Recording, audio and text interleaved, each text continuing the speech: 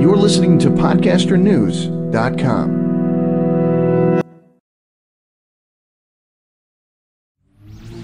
Welcome to the LA Story Podcast with Stevie Wilson.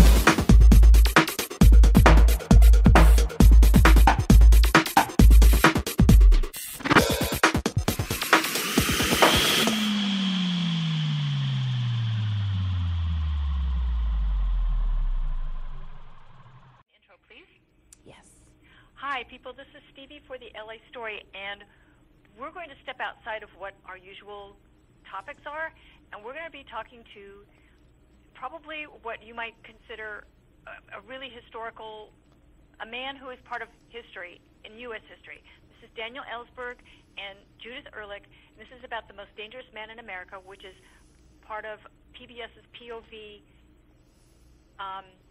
the information on the Pentagon Papers. That was an Academy Award nominated documentary.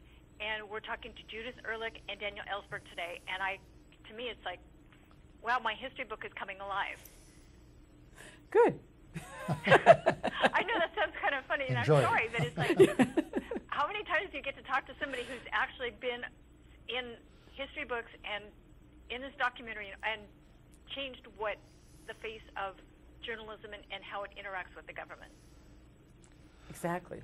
That's why we made this film, and it was really a thrill to bring Daniel Ellsberg back to another generation of people who probably don't know his story, those who were born after these events happened in 1971 and 1973, and we're really thrilled to be able to share it with younger people. Well, absolutely, and for some who even were alive at that point but may not have been, they were in school and didn't grasp the whole dramatic, episodes of what was going on. Mr. Ellsberg, how did this come about for you to participate and work with Judith and Rick Goldsmith? Well, actually, working with him was very good. Mainly, at first, it was just interviews, and I didn't know where the movie would end up or what the slant might be. But when I saw the rough cut, I was very impressed with the editing and the way that they'd found amazing archival material to parallel what I was talking about in my interviews and others were talking about. So they did a terrific job. I don't think anyone could have done it better. My wife and I were very pleased. And I was glad that I think Judith in particular brought out the love story aspect of it. That was very heartwarming for my wife and I to live through that again as it's continued for the last 40 years. Oh, that's lovely. That's absolutely, it is lovely because when you sit there and looked at it, it gave you the humanity and that made you a real person. Mm-hmm. Well, and not just this, you were a crusader. It also reminds me of how gorgeous my wife was when I met her in those days. I've always thought of her as beautiful, so it's wonderful to see those old pictures again and again. I can't see too much of it. How fun. And Judith, how was this for you? What prompted you to go this route?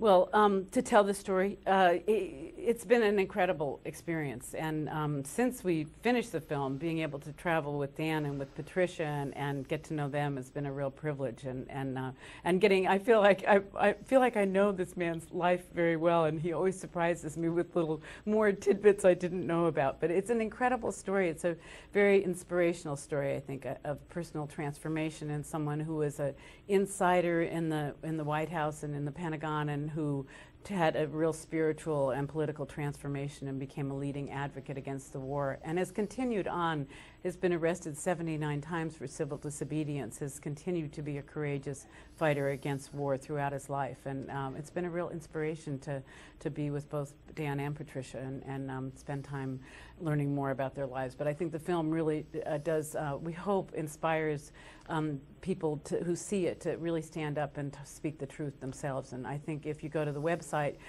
for POV and for our, which is POV.org, or our website, mostdangerousman.org, there's an opportunity for people to tell their own stories of truth-telling and their own moments of conscience when they really stood up and did the kind of thing Dan did in a much bigger way. Well, it is incredible, too, in the fact that it actually helps people to understand that freedom of the press and people being able to know what's going on in their government is really crucial. And whether it's about wars or about other things that are going on, whether like Guantanamo or some of the things that are starting to be revealed more, why people need to pay attention to all this. Yes, you know, you mentioned history several times. It makes me think I wish this film were only history. As a matter of fact, going all the way back, the reason that Senator Fulbright didn't put out the Pentagon Papers when I gave them to him as head of the Foreign Relations Committee was at one point he said, well, isn't it only history? That was 1970. Unfortunately, it wasn't. The war had 5 years to go at that point. And right now, I wish this story were only history, and yet we're looking at a war that I think of as Vietnamistan, that day by day seems, the parallels seem closer and closer, almost uncanny, in a very ominous way. I think this war in Afghanistan will be a very hard war for us to end. We're in it for a very long time, and not with any prospect of a successful ending or a successful middle, anything, any kind of benefit for us. So the film really can show an example of a success that an anti-war movement and that individuals in Congress and in the press had finally when they took chances with their careers and actually did what they could to end a war. They actually did have an effect, which couldn't be guaranteed and which wasn't very visible from month to month until it finally ended. I think that's the same way this war will eventually end, not because a president ends it for us and takes the onus of being a president who's lost a war, but by Congress and the press and the public saying, we want it over, we want the money cut off. I agree, and then, quite frankly, the parallels between Afghanistan and what's going on in Iraq as well are so very, very apparent that if people really watch this very carefully and start thinking that way, that if they're not happy with what's going on, that they need to make their voices known to their representatives in Congress. And then at the president's level, too. That's right. You know, I don't think they yet do know as much as I wish they did. For example, people did for years believe that Nixon was in the process of carrying out his campaign promise to end the war. Actually, he put 20,000 more names on the Vietnam Memorial. Not one of them should have been there. Well, right now, there seems to be a general assumption that President Obama is going to carry out his promise to take all U.S. troops out of Iraq, for example, by the end of next year.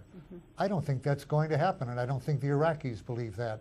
We have bases there that I think are going to be manned by 10, 20, 30,000 American men and women indefinitely.